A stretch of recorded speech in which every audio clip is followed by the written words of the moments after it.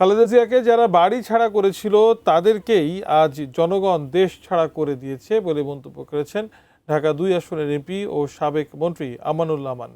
আজ দুপুরের কেরানীগঞ্জের ঘাটারচর এলাকায় ছাত্র গণঅভ্যুত্থানে নিহত শহীদ রিয়াদ চত্বর উদ্বোধনী অনুষ্ঠানে তিনি এসব কথা বলেন। ইলিয়াস আলী সহ ছাত্র অভ্যুত্থানে নিহত সকল শহীদদের মাধ্যমে আমরা নতুন বাংলাদেশ পেয়েছি। উদ্বোধনী অনুষ্ঠানে উপজেলা প্রশাসন, শহীদ পরিবারের সদস্য সহ স্থানীয় গণ্যমান্য ব্যক্তিবর্গ উপস্থিত ছিলেন।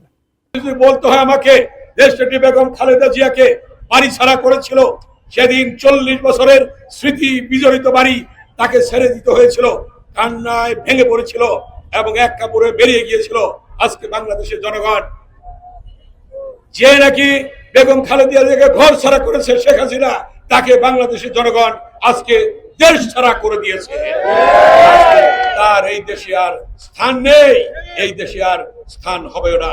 তার পরবর্তী আপনারা জানেন, ইলিয়াস আলী গুম হয়েছে, চৌধুরী আলম গুম হয়েছে, সুমন গুম হয়েছে, সুমন শাওন প্রধান শহীদ হয়েছে।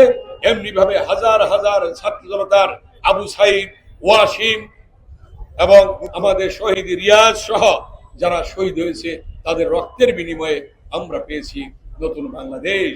এই বাংলাদেশকে আজকে জনগণ নতুন করে ঢেলে সাজানোর জন্য নির্বাচনের মধ্য দিয়ে জনাব তারেক রহমানের নেতৃত্বে যে নির্বাচন হয়েছে, সেই নির্বাচনে জনগণ সংখ্যাগরিষ্ঠতা দিয়ে বিএনপিকে আজকে ক্ষমতা